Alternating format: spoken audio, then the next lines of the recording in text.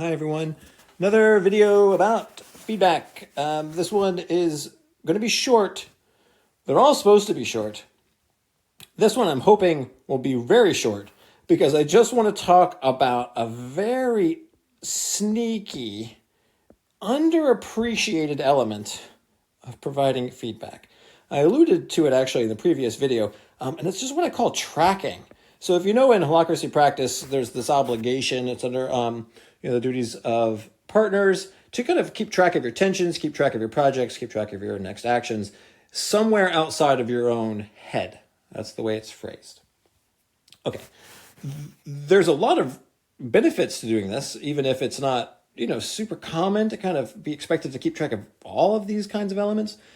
I want to highlight the application of tracking to just this specific case of feedback because it's really important and it's so easy to miss. I referred to last time the idea of like feedback bombs, right? This idea that I'm going to just drop this on you because it's convenient for me to, I'm thinking of it now. And so I'm just going to kind of give it to you.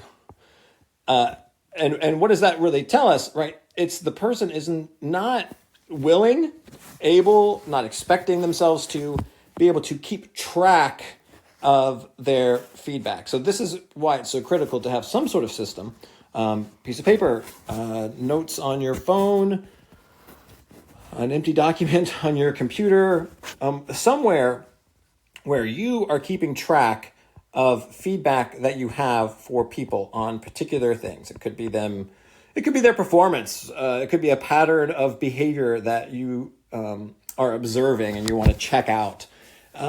It could be something specific to a project or a delivery of a particular thing. If you do not take seriously your obligation to track separately, right, to be able to record these things, then of course you're going to incentivize yourself to kind of awkwardly, almost like a hot potato, send it over to the other person so that you don't lose it, right? If you're not tracking, if you're not kind of already able and comfortable with a habit of being able to keep track of these kinds of things, making them available to you when there is a good, appropriate time to share them, well, then you're almost incentivizing yourself to kind of just drop ideas and suggestions and feedback and whatever whenever it's most convenient for you, which sometimes is the most sometimes also works for the receiver, but not always. So last time I talked about like getting consent, setting context. You could just also just call this giving someone a heads up, right? Giving them a chance to understand and prepare themselves to receive the message. Well, all of that is kind of dependent upon this idea that you are going to be comfortable and willing to track the thing that you want to say. If when you go to ask them, and it needs to be a genuine question, you go to ask them and they say, no. No, actually, now is not a good time, right? I don't have headspace for that. There's a lot going on, or I'd love to hear what you say, but gosh, no, not right now. You can only truly make space for this if you are going to be able to keep track of that idea, so that neither of you lose it, right? You had an idea, that's important. And if you think it's going to be valuable and helpful for the other person, then you need to share it.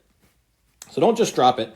But if you want to make it more likely that you're going to be able to have healthy interactions and be able to share feedback more consistently with each other and in a way that makes you feel kind of more confident and more comfortable, not more awkward, then you need to really, really understand this idea of keep track of these things. Have a reliable place that you can go to for yourself to keep track of these suggestions, these corrections right? You can funnel those things there when you think of them, and then you have the confidence, right, to be able to wait on someone's consent and availability to hear what you have to tell them. So hope that was helpful. That's all I got to say for today.